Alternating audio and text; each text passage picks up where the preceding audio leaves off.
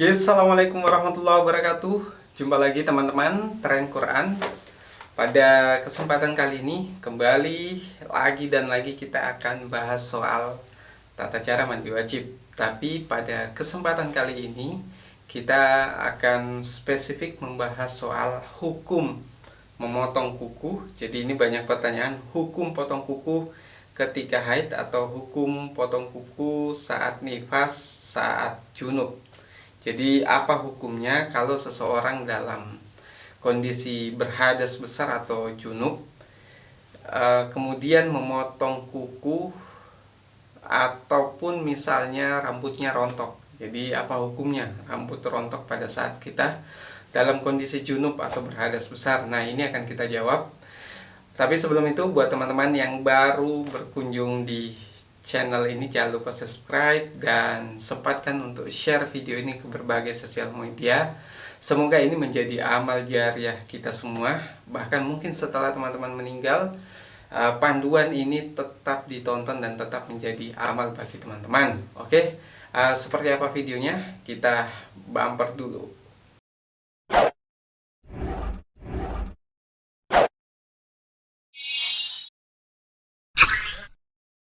Oke teman-teman, Tren Quran bicara soal hukum yang membolehkan dulu.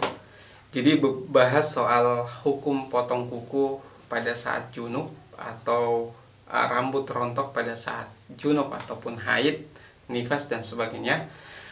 Kita akan bahas dalam dua pandangan teman-teman. Jadi yaitu yang berpendapat bahwa ini boleh dan yang berpendapat bahwa sebaiknya tidak memotong kuku pada saat junub, khususnya pada pandangan Imam Al-Ghazali. Jadi kita mulai dulu dari pendapat yang membolehkan. Jadi pendapat pertama ini disampaikan oleh Syekh Atiyah. Jadi beliau menyampaikan dasarnya bahwa boleh memotong kuku atau rambut rontok pada saat kita dalam kondisi junub, haid ataupun nifas, itu berdasarkan hadis Rasulullah SAW yang menyebutkan bahwa innal mu'mina la yunajjasu hayyan wala mautan. Artinya bahwa yang namanya seorang mukmin itu tidak najis baik dalam kondisi masih hidup ataupun setelah meninggal. Dalil ini menunjukkan bahwa entah seseorang itu dalam kondisi junub ataupun tidak, maka baik itu rambutnya, kukunya itu tetap tidak dalam kondisi najis, sehingga dari dalil ini bahwa memotong kuku atau rambut rontok pada saat junub itu tidak menjadi masalah. Dalil kedua ini sebagaimana yang disampaikan oleh Atha bin Robah. Beliau menyampaikan bahwa sekalipun belum berwudu, seorang yang berjunub itu boleh memotong kuku, boleh berbekam, dan boleh memotong rambut. Ini sebagaimana dijelaskan dalam Sahih Bukhari. Jadi dasar ini karena beliau Atha bin Rabah adalah salah satu dari tabi'in, jadi masa setelah sahabat.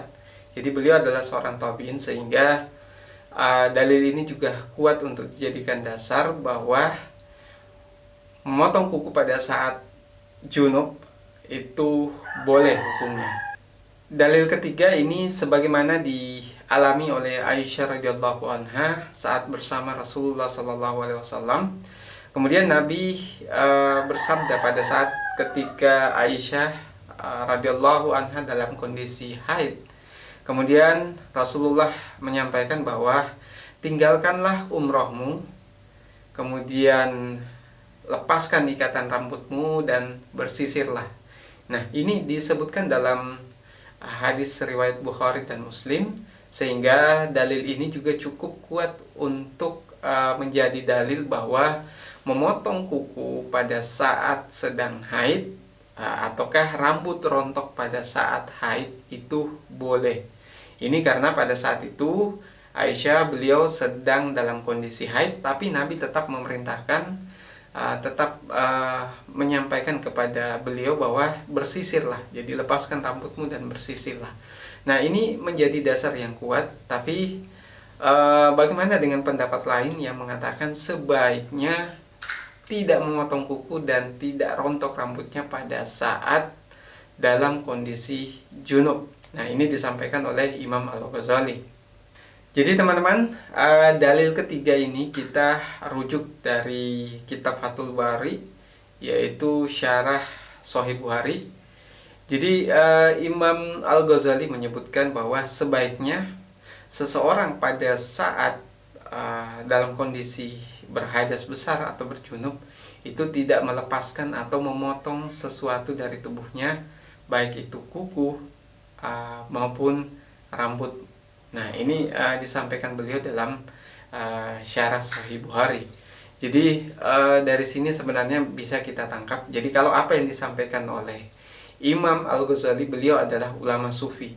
Jadi ulama sufi itu kita tahu bahwa kitab Ihya Ulumuddin yang dikarang oleh beliau itu sebenarnya tujuannya untuk tidak terlalu kaku dalam memahami fikih dan sekaligus tidak terlalu ke sufi-sufian sehingga meninggalkan yang namanya sunnah Nabi. Jadi apa yang disampaikan oleh Imam Al-Ghazali itu umumnya konsepnya seperti itu. Jadi tidak terlalu meninggalkan sunnah sekaligus tidak kaku dengan sunnah. Nah, dari sini saya mau menyampaikan teman-teman, saya lebih memilih untuk berhati-hati. Jadi ketika kita dalam kondisi junub, kalau kita masih bisa menghindari untuk memotong kuku dan rambut, maka sebaiknya dilakukan.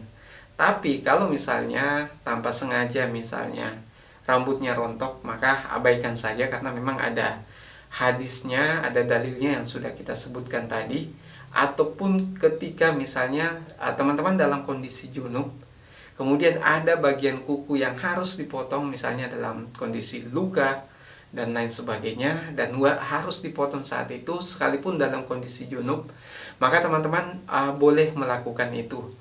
Tapi kalau misalnya dalam kondisi tidak ada sesuatu yang mewajibkan teman-teman untuk memotong kuku atau rambut, sebaiknya ditahan dulu, nanti setelah bersih dari hadas besar, setelah melakukan mandi junub atau mandi wajib, baru kemudian melakukannya. Nah, itu kesimpulan yang bisa saya sampaikan teman-teman. Kalau masih ada pertanyaan terkait ini, silahkan komentar di bawah. Dan kalau suka video ini, jangan ragu untuk share ke berbagai sosial media sebagai amal jariah buat kita semua, buat saya dan buat teman-teman yang pahalanya tentunya sama dengan pahala dari orang yang membuat video ini. Jadi teman-teman, mungkin itu yang bisa saya sampaikan. Sekian dari saya. Assalamualaikum warahmatullahi wabarakatuh.